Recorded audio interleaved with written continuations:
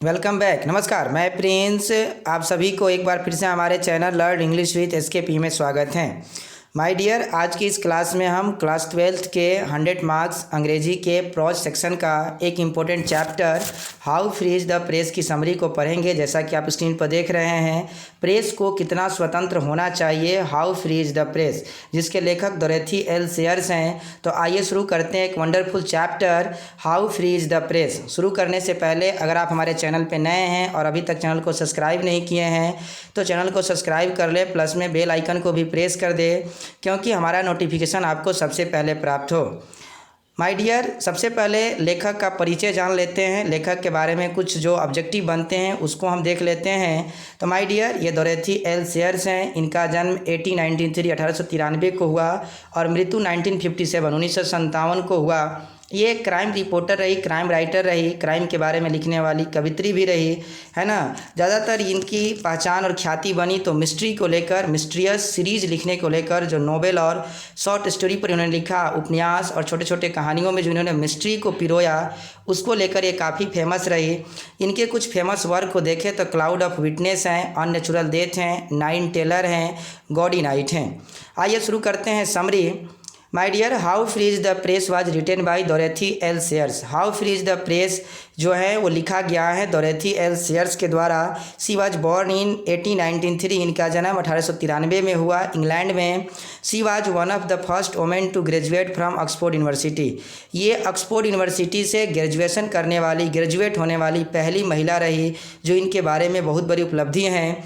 C is best known for his mystery, a series of novel and short story. अभी मैंने बताया my dear कि ये अपनी मिस्ट्री को लेकर के, खासकर नोवेल और शॉर्ट स्टोरी में, उपन्यास और शॉर्ट स्टोरी में मिस्ट्री को लेकर के काफ़ी चर्चित रही। आइए आगे देखते हैं। In this essay she writes with clarity of thought to make a strong case against misreporting by the press और against the misuse of the freedom.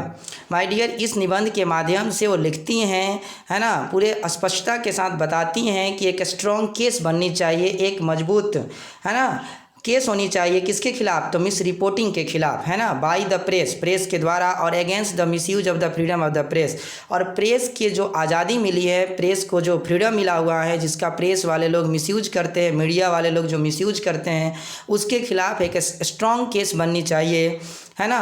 अच्छा, क्यों बननी चाहिए? तो क्योंकि freedom of the press is symbol of a civilised and enlightened society. Press का जो freedom मिला हुआ है वो एक प्रकार का सिंबल होता है ना, एक प्रतीक है। किस चीज़ का? तो एक सिविलाइज सोसाइटी का, कि सिविलाइज सोसाइटी तब होगी, एक सामाजिक विचारधारा तभी उत्पन्न होगी, जिसमें समाज की भलाई तभी होगी जब हम क्या करेंगे, है ना, प्रेस को फ्रीडम देंगे। प्रेस के फ्रीडम पर हम या तो इतना ज़्यादा फ्रीडम नहीं दे दे कि वो फिर फ्रीडम को क्या करने लगे, दुरुपयोग करने लगे, और उसे फ्री करे, नहीं कि उसे प्रेस को किसी दूसरे के द्वारा, ब्यूरोक्रेट्स के द्वारा या सरकार के द्वारा चलाया जा सके। Free press is the backbone of democracy. My dear, democracy means प्रजातंत्र, यानी कि जहाँ जनता का शासन हो, जैसे कि इंडिया, अनदर कंट्री भी हैं। तो फ्री प्रेस जो होता है वो बैकबोन होता है डेमोक्रेसी का, किसी भी प्रजातंत्र का रीढ़ का हड्डी होता है फ्री प्रेस। अगर प्रेस ब्यूरोक्रेट्स के द्वारा चलाए जाने लगे, सरकार के द्वारा चलाए जाने लगे, तो फिर प्रेस नहीं रहेगा। Freedom of press means the every member of media can work and publish is true and fact.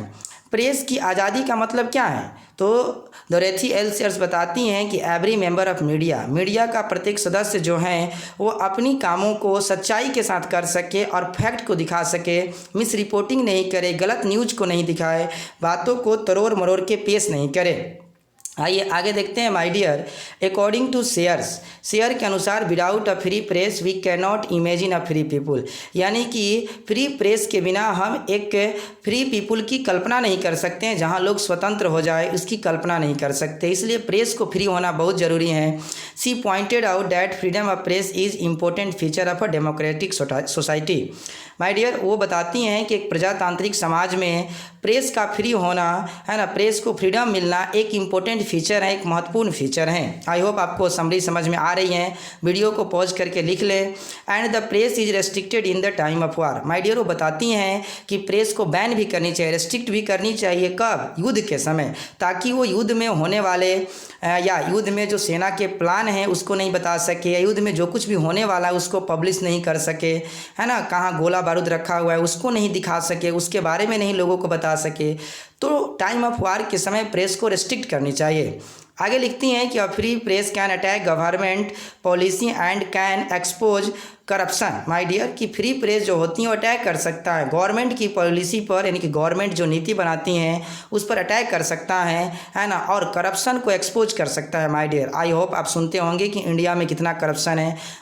Not only India but also all the country, मतलब सभी कंट्री में तो करप्शन है, लेकिन इंडिया की बात पर बातें आती हैं कि इंडिया में हर जगह करप्शन है। तो करप्शन कब ख़त्म हो सकता है? जब हम प्रेस को फ्री करें और वो गवर्नमेंट की पॉलिसी को एक्सपोज करे, करप्शन को एक्सपोज करे, है ना। आगे देखते हैं, बट प्रेस इज मिसयूज, लेकिन प्रेस का भी क्या हो जाता है? मिसयूज हो जाता है माय डियर। आइए आगे देखते हैं। माय डियर, ये पिक्चर अपने आप में बहुत कुछ कह रहा है ना, जो कि ये पिक्चर के माध्यम से मैंने आपको समझाने का प्रयास किया है। जो पाठ में मेंशन है, डोरोथी एल सीयर्स ने मेंशन किया है ना, वो बताती हैं कि प्रेस वाले कैसे बातों को गार्बेलिंग करते हैं, यानी कि शब्दों को उलट फेर करके तरोड़ मरोड़ करके पेश करते हैं, है ना। एक पिक्चर के माध्यम से मैंने आपको समझाने का प्रयास किया है माय डियर। वो बताती हैं कि एक बार प्रेस में छपा मेरे बारे में कि मुझे क्या है कि गार्डनिंग पसंद है, जैसा कि आप पिक्चर में देख रहे हैं, मुझे गार्डनिंग पसंद है और बिल्ली मुझे बहुत पसंद है।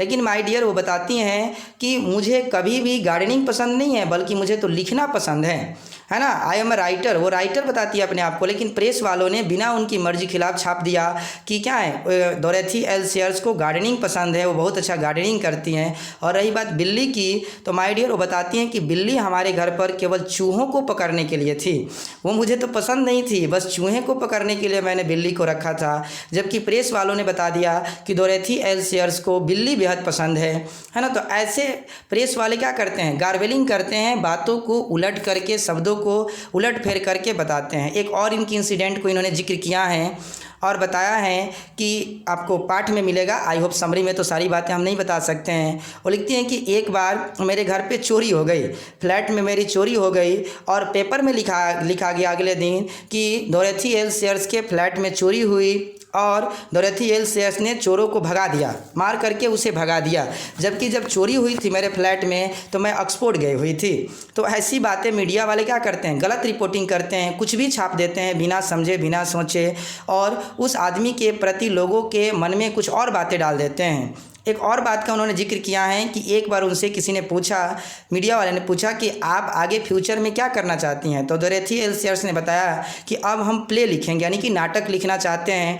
लेकिन नाटक लिखने में उतनी कमाई नहीं होती है जितनी कि नोवेल और स्टोरी लिखने में होती है ना। इसीलिए सारे राइटर लगभग नोवेल और स्टोरी लिखते हैं। तो बोली कि आगे हम प्ले लिखने वाले हैं। जबकि अगले दिन न्यूज़ में छपा कि डोरोथी एल सीयर्स प्ले लिखना नहीं चाहती हैं, क्योंकि प्ले लिखने में उनको पैसा नहीं मिलता है। यानी कि उल्टा बातों को तरोड़ मरोड़ करके किसी तरह से कुछ भी छाप देना, ये प्रेस वाले की क्या होती है? खूबी होती है। एक सेंसेशनल न्यूज़ बना देना, ऐसा हेडलाइन बना देना कि लोग पढ़ने के लिए उसे क्या हो जाए, उतारू हो जाए, है ना, कुछ भी बिना समझे। तो प्रेस पर इस तरह से क्या करती हैं? इस पाठ में how free is the press में वो मीडिया पर क्या कर रही हैं? आरोप भी लगाती हैं। माय डियर, आई होप आप समझते हैं इन सारी बातों को। आइए आगे देखते हैं, है ना। ही सेज, वो कहती हैं कि the press is not as free as it should be, कि प्रेस आज उतना फ्री है नहीं है जितना कि प्रेस को फ्री होना चाहिए। Actually the press is chiefly control by two factor.